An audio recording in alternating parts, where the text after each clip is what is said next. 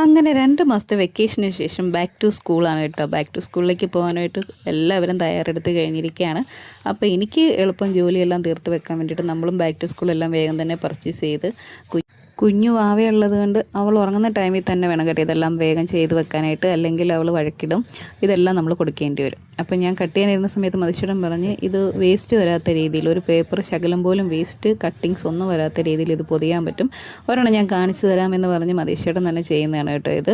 അപ്പോൾ ശരിയാണ് കേട്ടോ, കറക്റ്റ് ലെവലിൽ നമ്മൾ പേപ്പർ കട്ട് ചെയ്തെടുത്ത് ബുക്കിൻ്റെ, അതിനുശേഷം സൈഡിൽ നിന്നുള്ള ഇതൊക്കെ എടുത്ത് ബുക്കിനകത്തേക്ക് വെച്ച് സ്റ്റാപ്ലെയർ ചെയ്യുന്നുണ്ട്. അതിനുശേഷം 2 സൈഡിലേക്കും കട്ട് ചെയ്യുന്നുണ്ട്. കത്രിക കൊണ്ട് തന്നെ 2 സൈഡും കട്ട് ചെയ്തിട്ട് ആ കട്ട് ചെയ്യുന്ന പോർഷൻ നമ്മൾ അകത്തേക്ക് കയറ്റി വെച്ചിട്ട് അതും സ്റ്റാപ്ലെയർ ചെയ്യണം കേട്ടോ. നല്ല നീറ്റായിട്ട് തന്നെ വലിച്ചു പിടിച്ച് നമ്മളത് 2 സൈഡും കട്ട് ചെയ്തതിന് ശേഷം അകത്തേക്ക് വെച്ച് സ്റ്റാപ്ലെയർ ചെയ്ത് നീറ്റാക്കണം.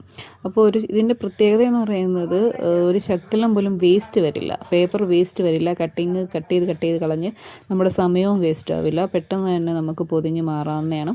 അരമണിക്കൂർ കൊണ്ട് ഞാൻ 30 ബുക്കാണ് കേട്ടോ പൊതിഞ്ഞത്. വേഗം ചെയ്യാൻ പറ്റി. ഒരുപാട് സമയം എനിക്ക് ഇതിനു വേണ്ടി ചിലവഴിക്കേണ്ടി വന്നില്ല.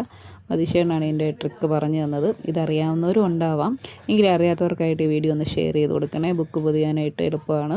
അപ്പം വീഡിയോ എല്ലാവർക്കും ഇഷ്ടപ്പെട്ടെങ്കിൽ ലൈക്ക് ചെയ്യുക, ഷെയർ ചെയ്യുക, കമൻറ്റ് ചെയ്യുക. അപ്പം ഒരുപാട് സന്തോഷം എല്ലാവർക്കും.